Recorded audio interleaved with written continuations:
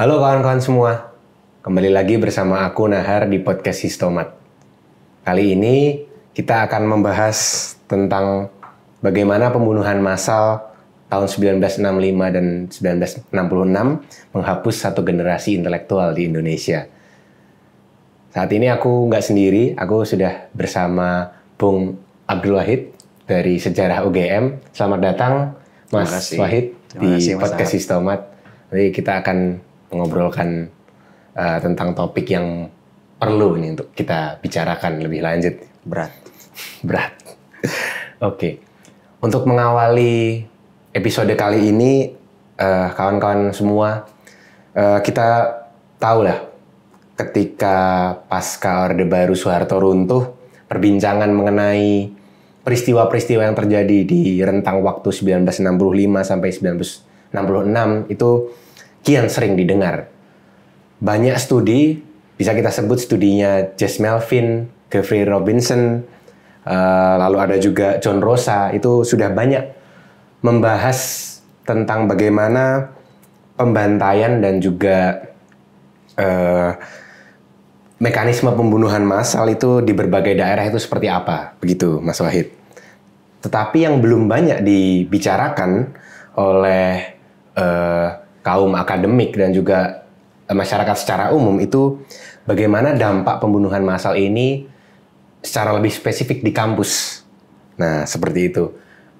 Untuk itu, bisakah Mas Wahid sebagai seseorang yang salah satu pionir lah di Indonesia membahas tentang tema ini, terutama di kampus, itu awal mula ketertarikan Mas Wahid seperti apa, Mas? Bagaimana kok bisa terpikirkan kenapa menurut Mas Wahid hal ini penting untuk dibahas?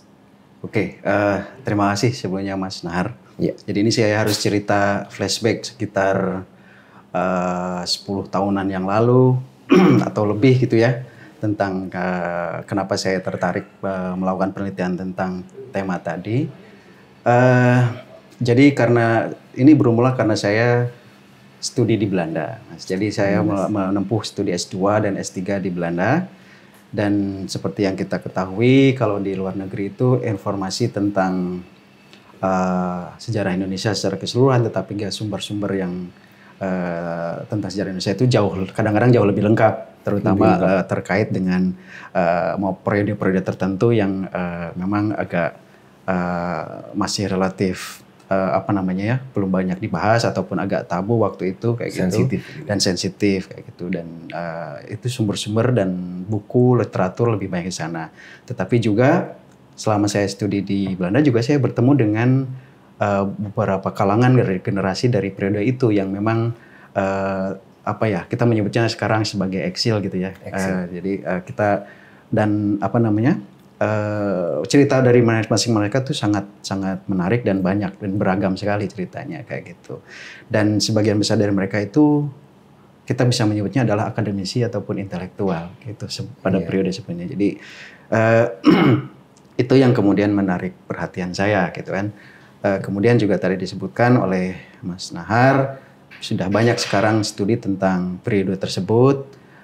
Dan memang sebagian besar fokusnya itu adalah pada dimensi kekerasannya gitu ya, kekerasan fisik maksud saya gitu ya, pembunuhan massal, pembantaian dan seterusnya dari kelompok yang dianggap sebagai bertanggung jawab terhadap peristiwa G30S waktu itu dan para pengikut PKI dan seterusnya. Tetapi saya melihat justru ada aspek-aspek atau dimensi-dimensi yang juga luas sebenarnya ya dari dampak, kita menyebutnya mungkin dampak peristiwa 65 gitu ya lebih ya. Yang itu juga tidak kalah penting untuk dikaji atau dipahami ya. Salah satunya itu adalah sudah ada misalnya tentang kekerasan budaya yang ditulis oleh Bung Wijaya Herlambang misalnya kayak gitu kan, betul-betul menggambarkan tentang aspek-aspek atau dimensi kebudayaan yang juga terdampak oleh itu. Nah, dunia kampus itu memang belum banyak dikaji. Sudah ada beberapa sebenarnya sebelum saya. Jadi kalau saya tadi disebut sebagai pionir, waduh terima kasih. Tapi sebenarnya kita sudah bisa melihat ada upaya-upaya pertama, misalnya yang di dalam buku Pak Daniel Dakide, ya kan? Itu sudah ada sedikit, tetapi tidak eksploratif. Kemudian juga di dalam buku yang diedit oleh Daniel Dakide dengan Pedi Hadis, Social Science in Indonesia, itu juga ada beberapa. Tetapi ya itu tadi memang masih sangat general gitu. Artinya bahwa sudah ada semacam petunjuk awal bahwa peristiwa 65 ini juga berdampak pada dunia kampus, pada akademik kayak gitu. Nah dari situlah kemudian saya setelah kembali ke Indonesia mulai setelah selesai disertasi, karena disertasi saya sebenarnya agak berbeda temanya itu tentang periode kolonial kayak gitu. Jadi setelah saya kembali saya mencoba untuk mencoba mengkaji tema yang berbeda dari disertasi gitu loh Mas. Kalau jangan mungkin nanti akan mengalami lah kayak itu. Kita kalau disertasi itu kan 5-6 tahun gitu. Kadang-kadang kita bosan kayak gitu. Kita butuh tantangan baru. Tapi aspek yang lain juga karena ketika saya kembali tahun 2013 ke Indonesia selesai studi itu, Arsip Nasional Republik Indonesia itu menerbitkan satu namanya tuh buku inventaris arsip khusus, namanya tuh inventaris arsip Koti Komando Tertinggi Indonesia. Nah, Koti itu sebagaimana kita ketahui itu adalah salah satu lembaga militer waktu itu yang banyak memiliki otoritas lah gitu untuk mengambil kebijakan yang terkait upaya menyebutnya penumpasan G30S dan dampak-dampak selanjutnya. Nah dari inventaris tersebut kemudian saya burani gitu ternyata ada terkait dengan dunia kampus kayak gitu. Dari situ ceritanya berawal Mas kayak gitu. Jadi itu yang membuat Mas Wahid tapi selain itu juga karena saya juga melihat beberapa teman dari teman-teman di Belanda khususnya yang kuliah atau yang bekerja di universitas, misalnya di Leiden, di Utrecht, mereka juga dalam tanda petik juga sangat kritis terhadap kampusnya, gitu, mengkritisi sejarah kampusnya, misalnya terkait dengan kolonialisme, terkait dengan perbudakan, seperti itu, kayak gitu. Jadi ya beda ininya ya. Tapi dalam beberapa artinya kita semua memahami bahwa kampus itu juga bagian dari masyarakat, bagian dari lembaga yang ada di dalam masyarakat, yang itu juga pasti in one way or another itu kan pasti terkait atau terdampak dari perubahan-perubahan yang terjadi yang di sekelilingnya, kurang lebih seperti itu. Ya, dan kampus nggak bisa dipisahkan dari gitu, sejarah yang panjang bentuknya. Oke, mungkin kalau kita akan bahas lebih jauh terkait tema hari ini ya, Mas Wahid. Kita mungkin bisa mulai dari apa yang terjadi di tahun-tahun sebelum 1965 itu sebenarnya bagaimana kehidupan kampus saat itu, tema besar apa yang ada di kampus sebelum periode 1965 ini? Pertama kita harus mengatakan bahwa kampus atau dunia perguruan tinggi Indonesia itu relatif baru ya. Maksudnya kita setelah merdeka tahun 45 kemudian mendapatkan betul-betul kedaulatan dan kebebasan untuk kita katakanlah untuk membangun kayak gitu tahun 49 50 gitu kan. Nah, sejak itu sebenarnya perguruan tinggi Indonesia berkembang sangat pesat sekali. Dan Presiden Soekarno waktu itu juga sangat menekankan betapa pentingnya perguruan tinggi sebagai ujung tombak dari upaya membangun kedaulatan Indonesia, keindonesiaan itu untuk memperbaiki kehidupan bangsa dan seterusnya. Jadi kampus adalah salah satu garda depan di dalam proses itu. Selain juga untuk produksi pengetahuan gitu kan, dan juga mencetak generasi baru pemimpin bangsa seperti itu. Jadi kampus sangat sentral sekali posisinya. Dan kita semua juga sudah memahami bahwa ada dinamika politik yang sangat tinggi sekali pada periode-periode tahun itu. Presiden Soekarno misalnya juga selalu meminta bahwa kampus itu harus menjadi alat revolusi terdepan kayak gitu kan, garda revolusi terdepan. Jadi upaya untuk pertama melakukan dekolonisasi, tapi kemudian juga memperkuat identitas bangsa dan seterusnya kayak gitu. Jadi kemudian kampus juga menjadi banyak sekali menjadi kayak tempat impian dari generasi muda Indonesia untuk bisa mencapai cita-cita gitu. Jadi banyak tingkat enrollment-nya menjadi sangat tinggi sekali gitu kemudian perkembangan kampus dan seterusnya. Nah, untuk itu dari level kebijakan ya pemerintah Indonesia waktu itu mendorong kampus Indonesia untuk bekerja sama dengan kampus-kampus internasional juga. Dan waktu itu kan sebelum nanti demokrasi terpimpin tahun 59 itu pemerintah Presiden Soekarno memberikan kebebasan luar biasa. Jadi bagi kampus dan juga dunia perguruan secara keseluruhan untuk bekerja sama baik itu dengan blok barat maupun blok timur ya. Kita harus sampaikan itu bahwa pasca Indonesia merdeka itu sebenarnya dalam konteks global kan ada perang dingin ya kayak gitu. Jadi dan dunia internasional khususnya blok barat maupun blok timur tentu melihat Indonesia sebagai potensi juga ya, maksudnya negara penting yang harus juga direngkuh oleh mereka. Jadi salah satu bantuan yang sering diberikan itu selain ke pembangunan ekonomi gitu kan, militer juga di bidang pendidikan. Nah jadi akhirnya kampus menjadi bagian tak terhindarkan gitu dari proses kita menyebutnya ya pembentukan kebijakan politik luar negeri Indonesia waktu itu. Itu dari sisi negara ya kayak gitu. Kemudian juga itu berdampak dalam banyak hal. Jadi misalnya nanti kita semua tahu bahwa bantuan keuangan, bantuan teknis, bantuan misalnya profesor, buku dan seterusnya itu mengalir dari dua pihak ini dari Amerika, blok barat gitu kan, Inggris gitu, dan juga dari blok timur Uni Soviet. Jadi waktu itu. Nah itu artinya pada saat itu sebenarnya sampai dengan tahun 50-an akhir itu suasana kampus sangat dinamis. Dan di tengah kampus sendiri ada dinamika mahasiswa punya kebebasan untuk membentuk organisasi, kemudian tentu dengan orientasi politiknya sendiri-sendiri kayak gitu. Dan dalam banyak hal juga ada beberapa beberapa organisasi yang juga ditengarai itu merupakan bagian dari partai politik saya kan waktu itu. Ya, nah, mungkin di salah satu tulisan Mas Wahid sendiri itu saya membaca Mas Wahid menyebutkan bahwa periode di saat sebelum 1965 kampus Indonesia itu ditandai dengan polarisasi politik baik dosen maupun mahasiswa yang cukup menonjol begitu. Nah, mungkin bisa dielaborasi lebih jauh. Nah, itu memang tensi itu mulai semakin naik saya kira setelah melihat bukti-bukti yang ada itu sejak demokrasi terpimpin. Jadi ketika Presiden Soekarno mendeklarasikan demokrasi terpimpin, dan dalam hal itu artinya sistem pendidikan juga harus terpimpin kayak gitu kan. Artinya beliau mencoba mengarahkan bahwa kampus itu harus mendukung revolusi. Waktu itu kan ada beberapa isu politik besar yang digaungkan oleh Soekarno, di antaranya misalnya Gayang Malaysia gitu kan, kemudian Irian Barat dan seterusnya. Kemudian revolusi belum selesai harus didukung dan seterusnya. Nah, konsepsi Soekarno seperti itu kemudian merembes ke politik, partai politik, dan partai politik tentu kemudian juga ke masyarakat secara keseluruhan. Kampus tentu bukan tidak terdampak, pasti terdampak. Maksudnya ikut terdampak juga. Jadi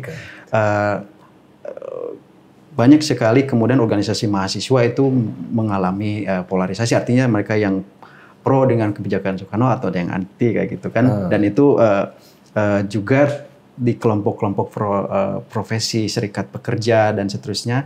Dan di kampus juga kan ada beberapa organisasi berbasis profesi yang seperti itu. Jadi ada serikat pekerja kampus, ada kemudian kelompok mahasiswa juga ada banyak waktu itu dari semua faksi politik lah kayak gitu. Dan juga kan kalau kita sekarang bisa menyebut kan penyederhanaannya ada kelompok nasionalis, kelompok agamis.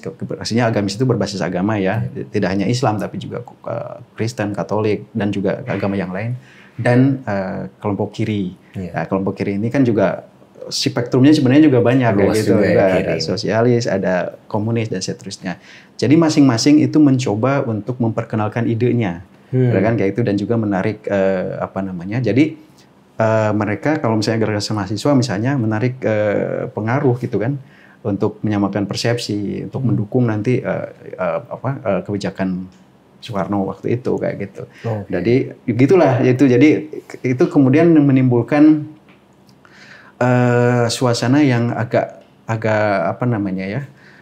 agak tidak terlalu kondusif sebenarnya bagi dunia kampus, karena misalnya isu bisa jadi saling jegal-jegal juga kayak gitu. Jadi misalnya kalau sebelumnya kan beasiswa itu ada misalnya dari Amerika, dari Soviet, orang bisa memilih dengan bebas. Gitu kan, saya tertarik untuk belajar di Amerika, ya lah kayak gitu beasiswa. Tapi ketika periode ini, ya kalau karena juga kecenderungan politik nasional waktu itu Pak Karno yang lebih condong ke kiri, kalau misalnya ada dosen atau apa misalnya menerima bantuan atau misalnya menerima beasiswa dari Amerika, maka akan dicap tidak pro nasional, tidak pro revolusi kayak gitu, atau misalnya pro Amerika atau apapun kayak gitu. Jadi kayak gitu Mas. Jadi kemudian organisasi mahasiswa juga polarisasinya seperti itu. Jadi yang betul-betul pro kebijakan Soekarno, ada yang anti dan seterusnya kayak gitu.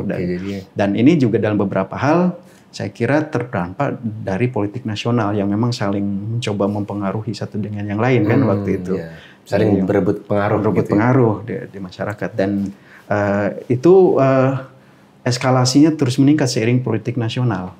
Jadi misalnya ospek, kalau kita menyebut sekarang ospek ospek itu betul-betul ajang perebutan pengaruh dari organisasi mahasiswa. Masing-masing itu akan mencoba mencari mahasiswa baru untuk dijadikan anggotanya kayak gitu, dengan berbagai macam cari kader kayak gitu, dan dengan berbagai macam cara, trik dan macam-macam lah kayak gitu. Ada banyak sekali cerita yang menarik tentang hal itu, dan itu seringkali ya bergesekan gitu, mau tidak mau kan kayak gitu. Karena kurang lebih seperti itulah ininya kayak gitu gambaran umumnya. Dengan eskalasi sentimen lah kalau saya boleh bilang seperti itu.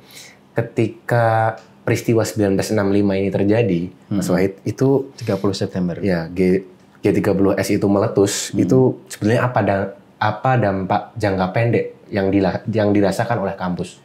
Ya, itu respon pertama itu sama dengan pada level nasional. Jadi segera kemudian terbelah gitu antara yang mendukung G30S sama yang menentang, misalnya kayak gitu. Dan kita sudah bisa menduga blok-blok mana yang akan mendukung gitu kan. Itu kelompok-kelompok yang memang ditengarai dekat dengan PKI ataupun yang dekat dengan sosialis itu akan mendukung G30S. Kemudian yang kontra ya menolak atau apa kayak gitu. Dan itu secara langsung gitu kan 30 September kemudian 1 Oktober itu kan di Jogja juga di jalanan itu kan ada yang berpawai kayak gitu, mereka yang mendukung sama yang tidak kayak gitu. Dan kemudian juga akhirnya ya saya baca ada beberapa itu di KR misalnya menyebutkan ada terjadi perkelahian gitu kan. Dan waktu itu ya sudah, kampus juga sama dengan yang lain, artinya kan ya kita bayangkan 98 lah kan, semua ikut akhirnya ke jalan itu apa dan seterusnya kayak gitu. Jadi antara pro yang kontra itu yang pertama terjadi seperti itu. Jadi kemudian artinya konfliknya meruncing ya, kayak gitu, karena di tingkat nasional pun meruncing kayak gitu. Dan seketika ketika nanti Pak Harto mengambil alih kayak gitu, dan counter untuk mengcounter gerakan 30 itu dilakukan. Nah itu suasana menjadi berbalik kan nanti kayak gitu. Kalau sebelumnya katakanlah orang-orang dari mahasiswa ataupun ini yang pro dengan G30 itu sangat pede gitu kan, bahwa mereka punya kekuatan yang lebih kuat katakanlah. Nanti setelah itu kan berbalik kondisinya kayak gitu. Nah, kurang lebih seperti itu Mas. Jadi genting juga kan kayak gitu. Jadi kampus juga akhirnya ditutup kayak gitu. Jadi ya memang gitu. tidak jauh berbeda dengan kondisi masyarakat secara umum gitu ya. Ya betul. Gitu. Nah, kalau banyak juga laporan-laporan, tulisan-tulisan yang mengatakan bahwa ada penangkapan, pemecatan, atau bahkan sampai ada penghilangan mahasiswa dan dosen di berbagai kampus, itu bagaimana Mas Wahid? Ya itu perkembangan berikutnya ya, tadi setelah saya sampaikan. Jadi per tanggal 1 Oktober, 2 Oktober, kemudian dan seterusnya kan itu Pak Harto memperoleh mandat gitu kan untuk melakukan langkah-langkah yang dianggap waktu itu perlu gitu kan, untuk meyakinkan untuk membasmi G30S sebenarnya tujuan utama. Dan kemudian mereka-mereka yang dianggap mendukung B13 itu. Jadi itu yang kemudian menjadi awal. Yang dilakukan pertama itu adalah tentu mengeluarkan dasar hukum untuk melakukan itu. Jadi kemudian itulah yang keluar beberapa peraturan, di antaranya peraturan yang membekukan organisasi-organisasi yang ditengarai mendukung G30S atau misalnya menjadi bagian dari kelompok yang mendukung itu. Jadi dikeluarkan sebuah surat keputusan pemerintah waktu itu, tapi juga dari TNI, yang ada beberapa yang kemudian membekukan beberapa kampus dan juga organisasi-organisasi. Jadi kemudian dinyatakan bahwa organisasi ini terlarang, seperti itu. Nah, langkah berikutnya adalah memastikan bahwa organisasi itu betul-betul beku, berhenti gitu kan. Nah, gitu. Dan itu dilakukan dengan cara ya penangkapan para fungsionaris lah kayak gitu, para aktivis-aktivis dari organisasi yang bersangkutan atau pimpinan-pimpinan lembaga tersebut. Tentu kita bisa mengatakan bahwa circle fokus utama pada saat itu tentunya adalah PKI kan. Itu PKI pertama yang dibekukan, kemudian semua underbow lembaganya yang ini seperti Pemuda Rakyat, kemudian apalagi ya Gerwani misalnya kan langsung itu. Tapi setelah itu kan lembaga-lembaga lain yang ditengarai berafiliasi kayak gitu. Itu ibaratnya circle kedua kan. Nah, circle kedua itu juga kemudian dibekukan. Circle ketiga tuh ke lembaga-lembaga termasuk ke organisasi mahasiswa kayak gitu, dan juga organisasi-organisasi profesi yang ada di kampus misalnya seperti itu. Nah, disitulah mulai tadi yang Mas Jenengan sampaikan, mulai ada penangkapan itu sebenarnya awalnya tujuannya adalah untuk memastikan, menginterogasi apa betul terlibat atau tidak kan kayak gitu. Jadi ada semacam upaya untuk menginvestigasi lah kayak gitu. Nah, itu yang dilakukan, dan disitulah kemudian sebenarnya ketika itu mulai didengar oleh publik, ya, jadi mereka-mereka yang sebelumnya sudah berbentrok, sudah bertolak belakang posisi politik itu kayak mendapatkan angin. Jadi akhirnya itu dalam beberapa hal ya membantu proses itu secara tidak langsung. Jadi memang ada top down-nya, tapi bottom up-nya juga ada. Kayak gitu. Jadi itu yang membuat kemudian prosesnya berjalan dengan sangat cepat dan luas kayak gitu. Kayak gitu.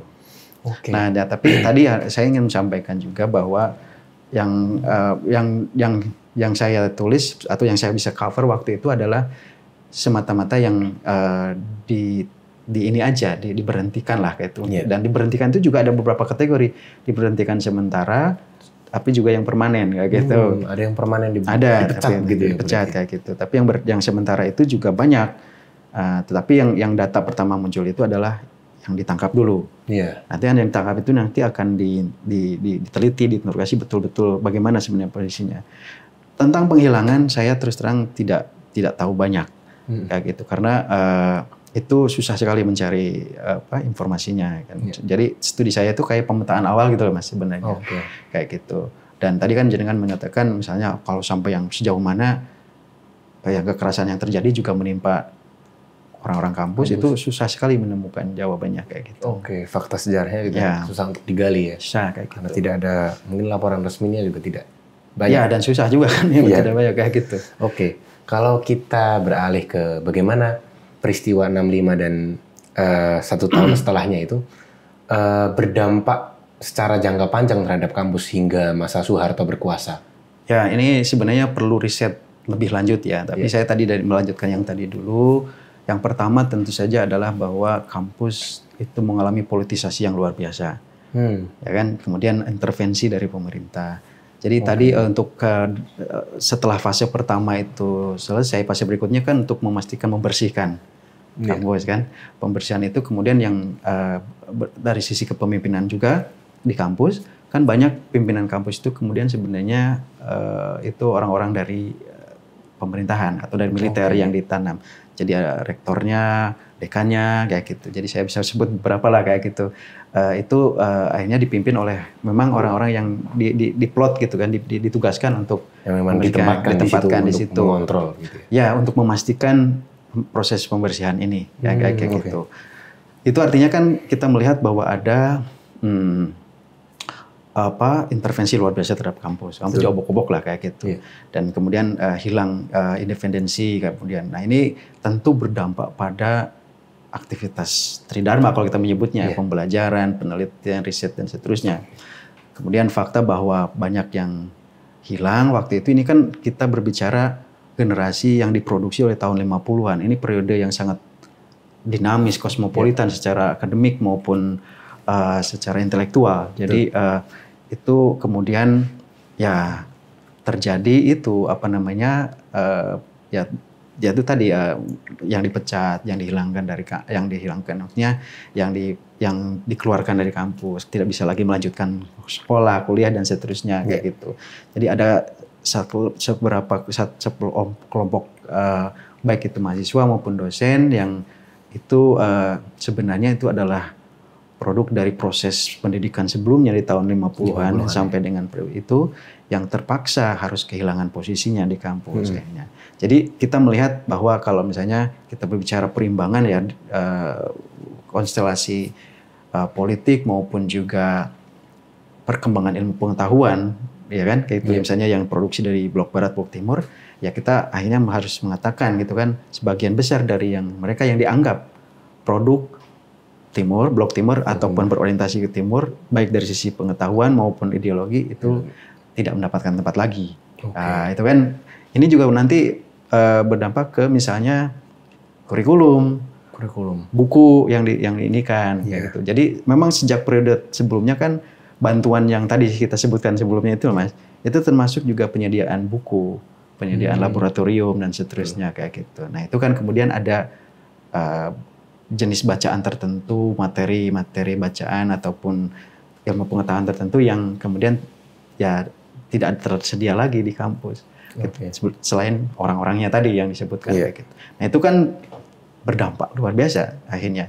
Itu yang disebut nanti oleh Pedi Hadis maupun Ariel Herianto, atau saya kira juga beberapa yang lain di dalam buku yang Social Science Indonesia itu yang kemudian momentum yang mengubah arah perkembangan pengembangan ilmu pengetahuan Indonesia ya kayak gitu. Nah itu kan perlu penelitian lebih lanjut. Jadi bisa ke tiap cabang ilmu, bisa ke tiap disiplin gitu, bagaimana dan juga seterusnya seperti apa. Gitu. Ya berarti bisa dibilang satu generasi intelektual itu hilang ya ketika posisi-posisi penting, lalu bahkan dosennya pun yang sudah belajar di luar negeri juga nggak jabat posisi di kampus Indonesia. Gitu bahkan yang tidak bisa pulang ke Indonesia kan, yang sedang sekolah di luar negeri. Yang eksil. Yang kemudian dikenal sebagai eksil. Gitu. Nah ketika ada satu generasi intelektual yang hilang tentu punya dampak yang luar biasa besar gitu ya. Nah bagaimana warisan 1965 ini terhadap kampus di Indonesia setelah Soeharto runtuh, Mas Wahid? Apa yang sudah berubah sebetulnya dan apa yang masih bertahan dari warisan Soeharto hingga hari ini? Oh, ini pertanyaan yang sangat penting dan juga jawabannya tidak bisa sederhana kayak gitu. Tapi secara keseluruhan kan tadi pertama kita berbicara tentang independensi dunia pendidikan, dunia akademik kayak gitu.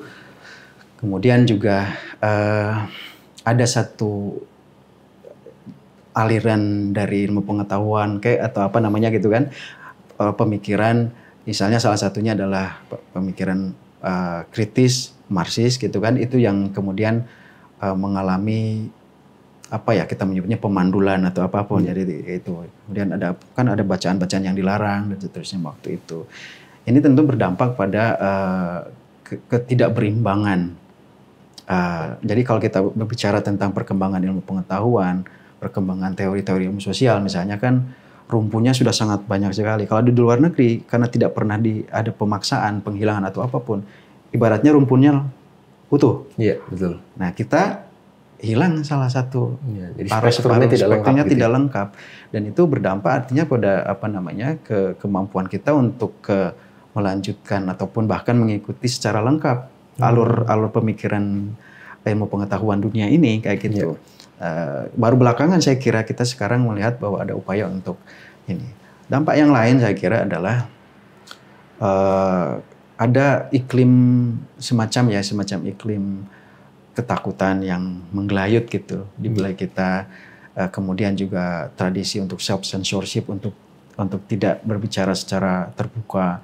Bahkan dulu saya ingat waktu ketika saya memperkenalkan riset ini kan juga banyak pihak yang tidak siap untuk bahkan untuk membicarakannya sendiri, kayak gitu. Jadi itu kan kemudian sebenarnya sangat disayangkan kayak gitu. Jadi kita kehilangan tradisi berdebat, tradisi dialektika, pemikiran berdialektika gitu dalam proses pembelajaran, dalam proses pemahaman sesuatu. Itu jadi ya semacam itu yang masih diantaranya gitu kan, diantara sekian kayak gitu.